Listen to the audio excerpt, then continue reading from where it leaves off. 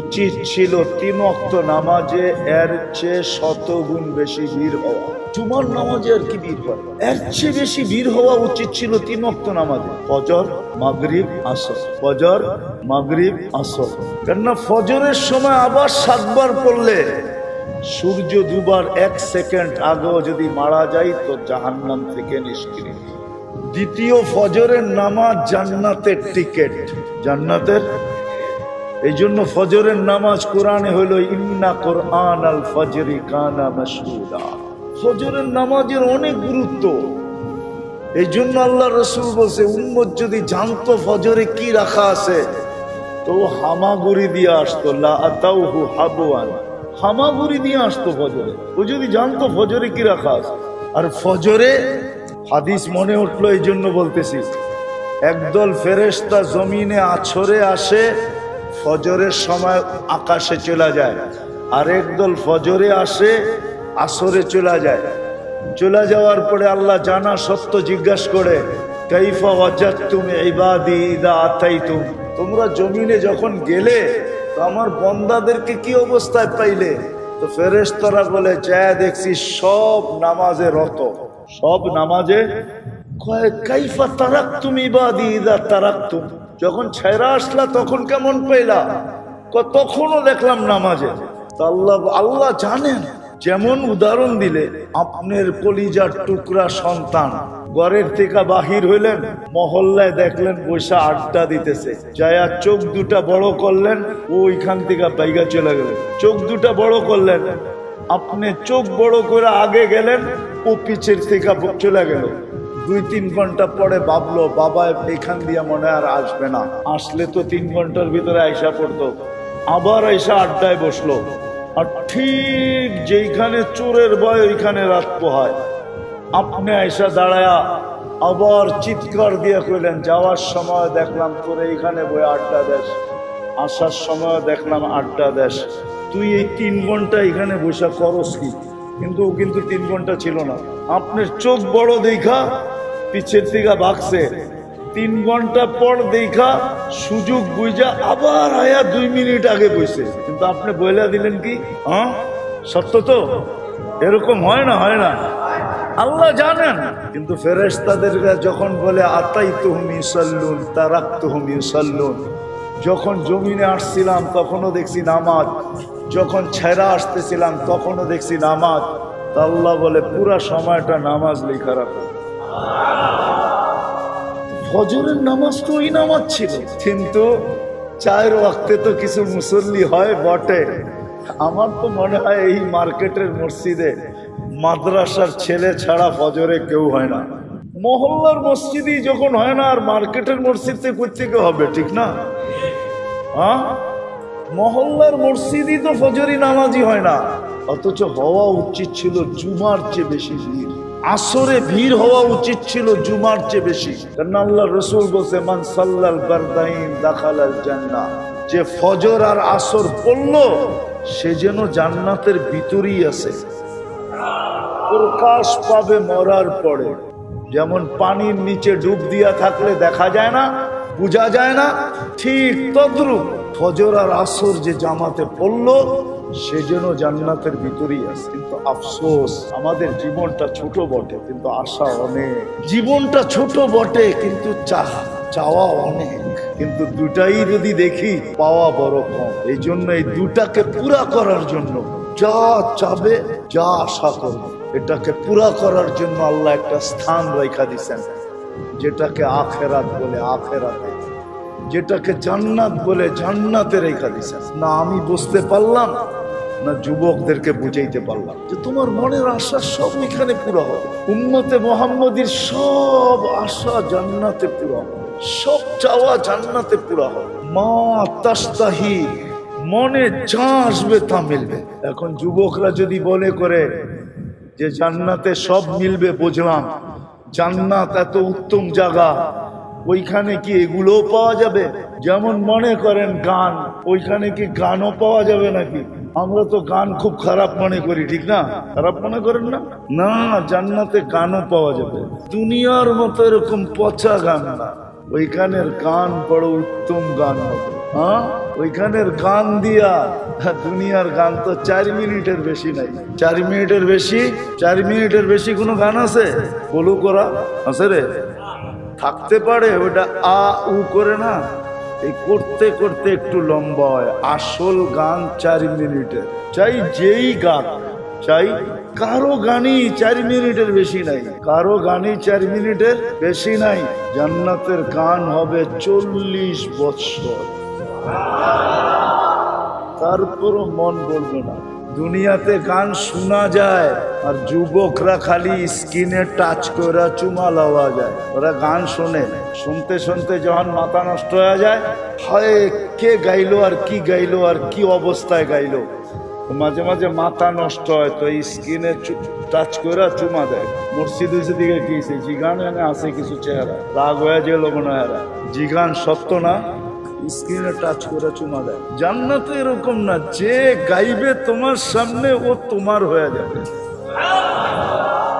40 বছর পরে বলবে খালি গান শুনবি আর কোনো কাহিনী নাই, চল কামরায় তোরে কাহিনী দেখাই। না, আল্লাহ তোমার জন্য বানাইছেন, যে তোমাকে গান শোনাবে ও তোমার, ওকে তোমার আর কারো না। এইখানে খালি স্কিন দইরা চুমা দেওয়ান যায় আর কিচ্ছু করন যায় না। গান দেখতেই তো আছে স্ক্রিনের ভিতরে, ঠিক না? হ্যাঁ, ও কই ও কই, ঠিক না? বেশি বিরক্ত করলে কেস লাগায় দিব, ঠিক না? জান্নাতে এরকম না, যে গাবে তোমার সামনে ও তোমার, যে নাচবে তোমার সামনে ও তোমার। আরে এটা তো বহুত বড় কথা, যার চোখে তোমার চোখ লাগবে ও তোমার। খালি তুমি চোখ দিয়ে দেখছো, তোমার চোখে চোখ পড়ছে, বাস তোমার। আল্লাহ বানায় রাখছেন, আমাদের নবীজি চোখে দেখা ঈশা বলছে। এই জন্য আমিও বলি যে আমি চোখে দেখা আপনাদেরকে বলবো, নবীজি চোখে দেখা ঈশা বলছে। আল্লাহ হাঁটু পর্যন্ত বানাইছেন মুস্ক দিয়া, কোমর পর্যন্ত বানাইছেন আম্বার দিয়া, কাঁধ পর্যন্ত বানাইছেন জাফরান দিয়া, উপরের চেহারাটা বানাইছেন হোয়াইট কাফুর দিয়া। 120 ফিট লম্বা হবে, চুল দিয়ে 120 ফিট হবে। 3 কিলোমিটারের ঘেরে লেহেঙ্গা পরা থাকবে, 3 কিলোমিটার ঘের। ওই লেহেঙ্গা সুতা দিয়া না, আল্লাহ নূরের সুতা দিয়া বানাবে।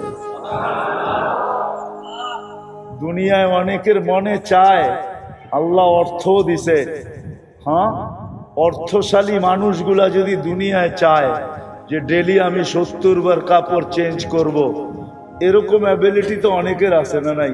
হ্যাঁ, কিন্তু যদি ভাই ডেলি 70 বার কাপড় চেঞ্জ করা শুরু করে, তো বাড়িওয়ালারাই বলবে মাথা মনে হয়, পাবনা মনে হয় নেওয়া দরকার, পাবনা মনে হয়, পাবনা মনে হয়।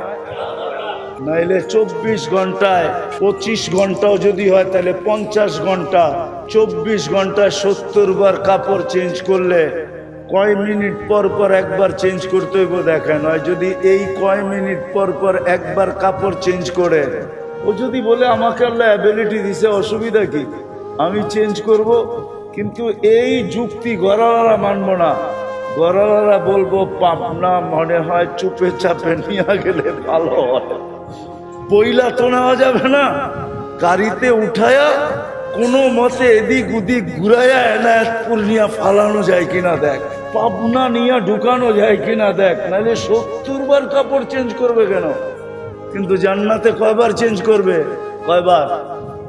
ডেলি 70 বার কাপড় চেঞ্জ করবে। জান্নাতে কোনো ওয়াশিং মেশিন নাই যে দুইয়া আবার ইস্তারি করে পড়বেন, ওয়াশিং মেশিন জান্নাতে নাই। জান্নাতে কোনো ধোয়ার সিস্টেম নাই।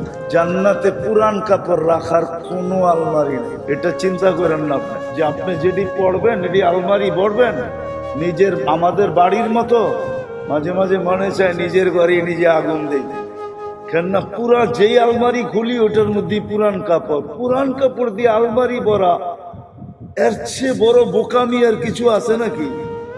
হ্যাঁ, কি আপনাকে বাড়িতে মনে হয় সব নতুন কাপড়? পুরান কাপড় দিয়ে তো আলমারি ভরা, ঠিক না? কি বলেন? পুরান কাপড় গুলা বাড়ি করে দিলে এতগুলা আলমারির দরকার আছে নাকি? আর এতগুলা টাকার গণারও দরকার আছে? জান্নাতে কোনো পুরান আলমারি, কাপড় রাখার আলমারি নেই। নাই জান্নাত। এই জন্য মেরে দোস্ত শেষ কথায় চলে আসছি, শেষ কথায় চলে আসছি। আসেন শিখি। ওলামায়ে কেরাম এটাই বুঝাইতে চাইতেছে, এই দিকেই আপনাদেরকে নিয়ে যেতে চাইতেছে। এই জন্যই হাতে পায়ে ধরতেছে, এই জন্যই বারবার বুঝাইতে চাইতেছে যে আসেন শিখেন। এইখানে যদিও নাকি আশা পূরণের জন্য, চাওয়া পাওয়ার জন্য রাত নাই দিন নাই 24 ঘন্টা, এমনকি যে আল্লাহ শতবার আমাকে পছন্দ করা উম্মতে মুহাম্মদী বানাইল, শতবার পছন্দের পরে ওই আল্লাহ ডাকে, তারপরে পর্যন্ত আসে না। ওই জান্নাত দেওয়ার জন্য ডাকে, ওই রাজত্ব দেওয়ার জন্য ডাকে। 5 বেলার ডাক কেন? নিয়ে আসেন এখানে মক্তবের ছেলে। 3 নম্বর হাদিস আপনাকে শুনায়া দিবে যদি জিজ্ঞাসা করেন এদেরকে। 3 নম্বর হাদিস মক্তবের, মিফতাহুল জান্নাতি আস-সালাহ। আল্লাহ জান্নাতের চাবি দেওয়ার জন্য না ডাকে, তারপরও আসে। এই জন্য আসেন। আর কতদিন বেহুশ থাকবেন? হুশে আসেন। মৌত কখন চলে আসবে কেউ জানে না। জানেন কখন মৌত আসবে? কেউ জানি না মৌত কখন চলে আসবে। না বৃদ্ধ জানে, না যুবক জানে, না বিজ্ঞানী জানে, না সাধারণ জানে, কেউ জানে না মৌত কখন চলে আসবে। এই জন্য আসেন, হক্কানি আলেমদের কথা শুনা নিজেকে প্রস্তুত করি। আর এই উম্মতের জন্য তো আমি দেখাইলাম প্রস্তুতি অনেক সহজ, কোনো কঠিন না, কোনো কঠিন না। কোনো উম্মতের জন্য ছিল কি ছিল না আমি জানি না। যদি মনের থেকে এই উম্মত 7 বার জান্নাত চায়, আল্লাহুম্মা আসআলুকাল জান্নাহ, ও 8ম বার জান্নাত বলে আল্লাহ একে আমারে দিয়া দেন না, তখন জান্নাত আপনাকে চাইতে শুরু করে। আর যখন 7 বার বলে আজিরনি মিনান নার, তো দোজখ বলে আল্লাহ এই ব্যক্তিটাকে আমি পাইতে চাই না, একে আমার থেকে নিষ্কৃতি দিয়া দেন। দোজখ আপনার পক্ষে এসে বলে আল্লাহ একে নিষ্কৃতি দিয়া দেন। যাদের জন্য এরকম সহজ, পায়ে হাত রাখা বলি আসেন আজকে তওবা কইরা, যদি আসলেই আমি পাইতে চাই, আকাঙ্ক্ষা পুরা করতে চাই, চাওয়া যদি পাইতে চাই, সবকিছু যদি পুরা করতে চাই, তাহলে বেশি কিছু করতে হবে না। আসেন আল্লাহর কাছে তওবা করি। কমসে কম এই উম্মত আজকের থেকে 5 ওয়াক্ত নামাজকে মজবুতির সাথে ধরি। পড়বেন সবাই? পাক্কা নামাজ তওবা করে ধরে উঠা চলে যাবেন। আইয়ুবী সাহেব আসছে, এই জন্য আর লম্বা করতে চাইতেছি না, কেউ উঠাউঠি করবো না। উনি এখনই আসবেন আর বয়ান এখনই শুরু করবেন। ওনার বয়ান শুনবো, তারপরে যাব ইনশাআল্লাহ। সত্য তো? আল্লাহ আমাদেরকে আমল করার তৌফিক দান।